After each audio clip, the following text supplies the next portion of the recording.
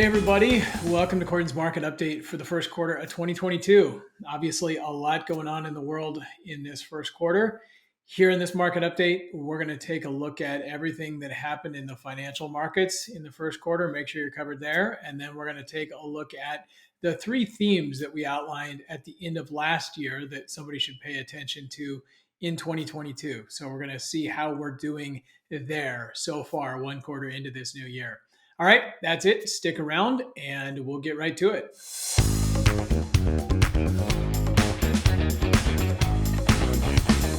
One quarter in the books, and here's where we stand. We are down, at least on the equity markets, and we're going to see in the fixed income markets as well in the first quarter. So we're looking at the total world market. This includes US stocks, international developed stocks, and emerging market stocks, down a little bit over 5%. In the first quarter, we had a drop of more than 10% in early May and a bit of a recovery since then, but clocking in at the end of the first quarter down a little bit over 5%.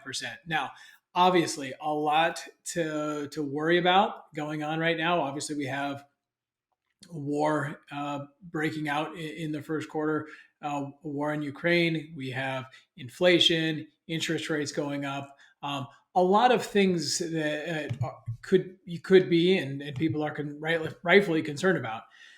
But I think it's always worth looking at a bigger picture when it comes to some of these things. And I think a good phrase: "Be fearful when others are greedy, and greedy when others are fearful." So this is a good chart that J.P. Morgan published in their Guide to the Markets for the first quarter. And basically what it's looking at is consumer sentiment. Consumer sentiment in the first quarter is clocking in pretty low. That 59 number is pretty low.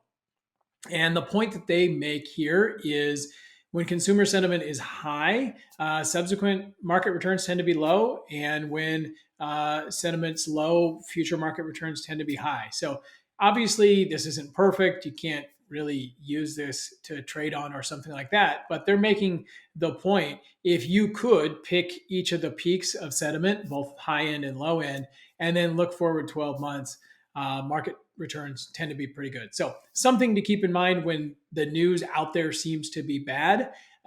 Historically, that's actually been a good thing for future returns in the market. So something to keep in mind as we look at this first quarter data. So first thing we want to look at is just broadly across different segments of the market: US, international, developed, emerging, and real estate. Obviously down across the board. Emerging markets were one of the worst performing market areas in the first quarter, but all a pretty close range there. Bonds also down, both US bonds and international bonds. And that's something that we haven't had to contend with a whole lot of late. And with interest rates going up in the first quarter, bond returns have been down. So we're going to break each of these sections down a little bit more. We're going to look at the US market. And again, just as a reminder, US stock market makes up about 60% of the global stock market. And within that market, value, which is one of our three investing themes for the year, value actually did relatively well or better than some of its counterparts in the first quarter. So you see large value and small value, some of the top performing areas of the US market, even though they were down, much better than growth. Large growth or small growth down 9% and a little bit over 12% in the first quarter. And a lot of that, we talk a lot about that in these updates. A lot of that comes down to valuation. The value, and particularly small value, is some of the cheaper areas of the market right now in the US, whereas growth has had a good run, but it is pretty expensive right now. Shifting gears to the international developed side, here, value, again, was the best performer, but it's actually up on the quarter. So depending on if you're measuring in local currencies or US, which is obviously what matters to us as US investors, up 3.5 or 1.5%.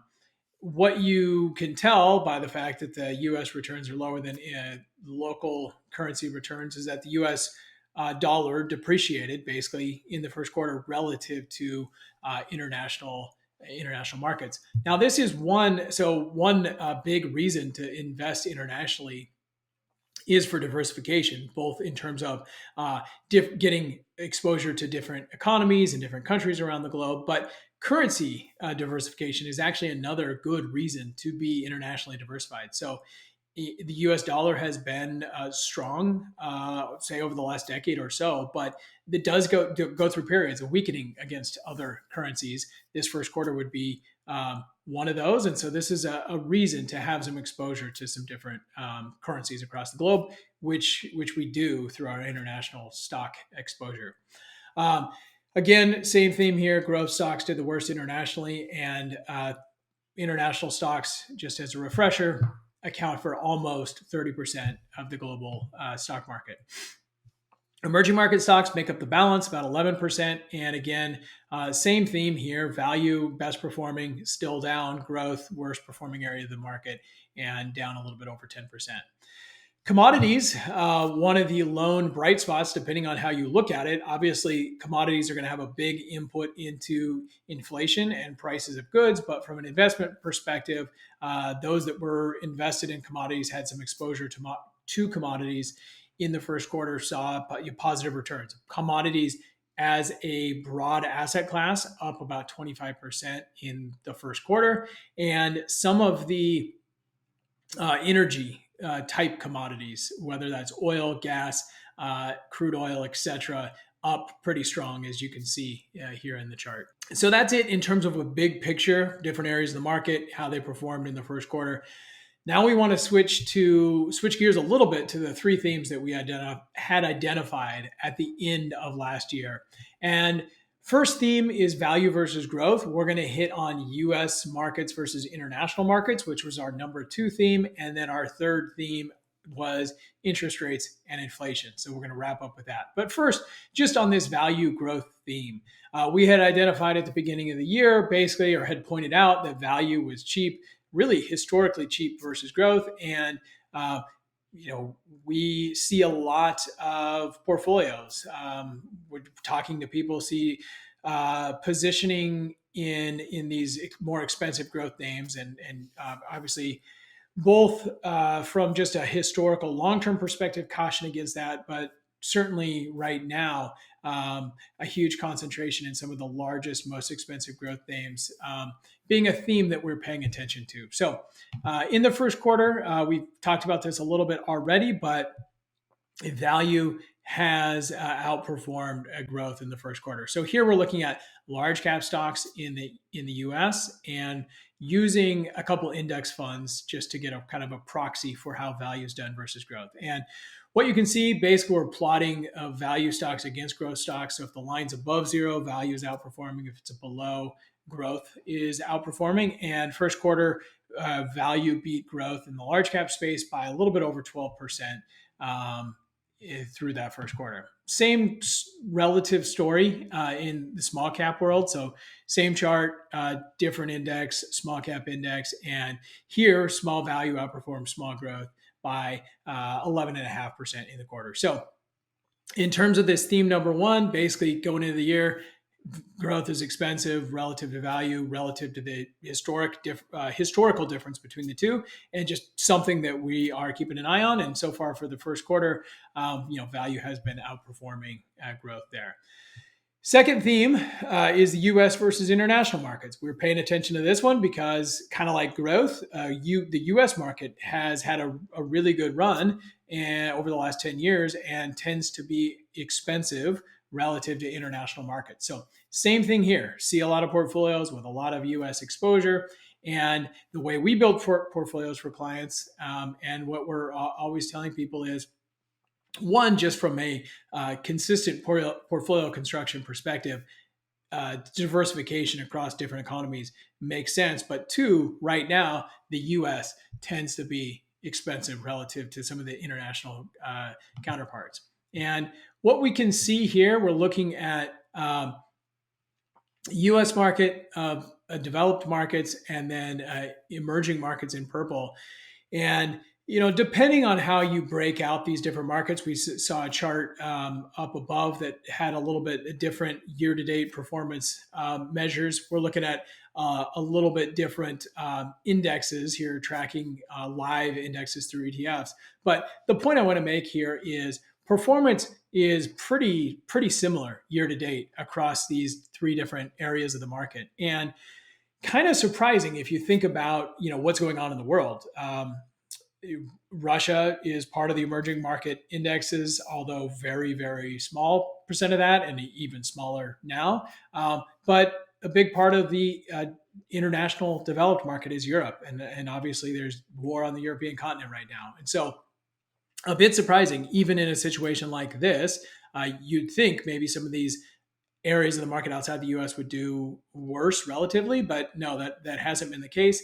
And I think that's a bit due to the fact that the U.S. market tends to be, if you look at most areas, more expensive than some of its counterparts. And diving into that a little bit further, if you look at that J.P. Morgan's Guide to the Market, another good chart from that, which is just showing basically the valuation of the US market relative to the rest of the world. And it's looking at the price earnings ratio, how much you're have to pay for $1 of earnings. And what you can see is typically there is a discount for investing internationally. Yeah, that makes some sense if you think about the situation in the US versus the rest of the world. But right now, that discount is kind of at historic levels. And so this is what you're looking at, is just on average, how expensive is the US relative to how it's been in the past, and the rest of the world, how expensive is it now versus to what it's been in the past. And you can see pretty good discount here for owning the rest of the world. So that's theme two. Theme three, which is probably the biggest theme right now on everybody's minds, certainly, is inflation and interest rates. We just got March CPI numbers here recently, and March clocked in at 8.6%, which is the highest number we've had in basically 40 years. Obviously, a high number. Obviously, painful at the grocery store, painful at the gas pump. Prices are going up across the board, and we'd like to see this trend reverse. There were, I guess, a few silver linings to that report in March, and first one was core CPI. So a big driver of this increase in the consumer price index has been food and energy, gas prices. When the Federal Reserve looks at this, they sometimes will strip out those and look at core CPI. Those tend to be pretty volatile, and so they'll just look at core CPI. Well, the silver lining is the core CPI actually increased month over month less than they were forecasting. So it may be a bit of a slowdown in core CPI. And one example of something that's going on is used car prices have obviously been going through the roof. If you've been shopping for a used car or looking at that, used cars prices actually declined month over month in the last month. So hopefully, silver lining is, some people are thinking maybe we've seen a peak. Hopefully that's true, and that we're going to see some of this increasing inflation stabilize. That's the first thing here. The second thing, obviously, is impact on interest rates. Here we're looking at the yield curve, basically what the interest rates are at different terms or different durations, going from 6 months out to 30 years. And we've plotted here in green the interest rates at the end of 2020, or the yield curve at the end of 2020, gray 21, and then that teal color would be after the first quarter of 22. And obviously, rates have gone up. One thing that's interesting to note is the yield curve is not particularly steep between 2 years and 30 years. So you're not getting paid a whole lot more to take on that long-term risk versus a shorter-term risk. So, kind of our bias in a situation like this is to have a little bit shorter duration, shorter term bond.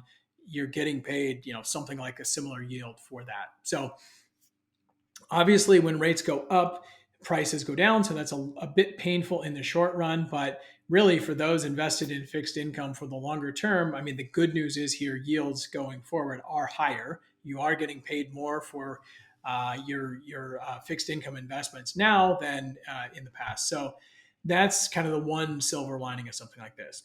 Other thing to look at, or just kind of a reminder, when inflation is high, what are some of the better areas of the market, or how do different areas of the market perform in that situation? So here, I think we looked at the same chart last time, but basically just a couple reminders here. So these are real returns, so returns above inflation in years where inflation is above kind of the median, the middle point of inflation readings over time. So this goes back clear to 1927, so includes the high inflation period of the 70s and 80s. And on average, equity markets return almost 5% above inflation in years where we see above average inflation. Energy as a sector does almost 10%. So obviously, we saw commodity prices earlier being very high. That's beneficial to the energy industry. Other areas, small cap value we talked about tends to perform well. Large cap value tends to perform well in inflationary periods, and just the value premium, value stocks versus growth stocks, tying into the themes that we had just talked about, tend to perform well. But big conclusion there is stocks do tend to provide, on average at least, returns that are above inflation. So even though inflation isn't a good thing, especially running high, there are areas of the market that your money can keep up with what's going on in inflation. So I think that's important to remember. Another thing that I thought is interesting, one of the big arguments for Bitcoin has been hedge against inflation. Well, so far, year to date, hasn't really delivered on that. You're looking at commodities here in blue, which actually have done a good job, up 26% year to date. Bitcoin's basically about flat, and then we got the world market down about 5%. So Bitcoin hasn't really lived up to that hedge against inflation, at least in the first quarter. So that's it. That's our three themes for the year, and that's kind of what's going on in the markets for the first quarter. Hopefully, this is helpful. Let me know if you have any questions, and let me know what's on your mind. I'd love to work into these updates, questions that you have, and things that are on your mind. So let me know, and we'll cover that next time. Okay, thanks. Hope this is helpful, and we'll talk to you next time.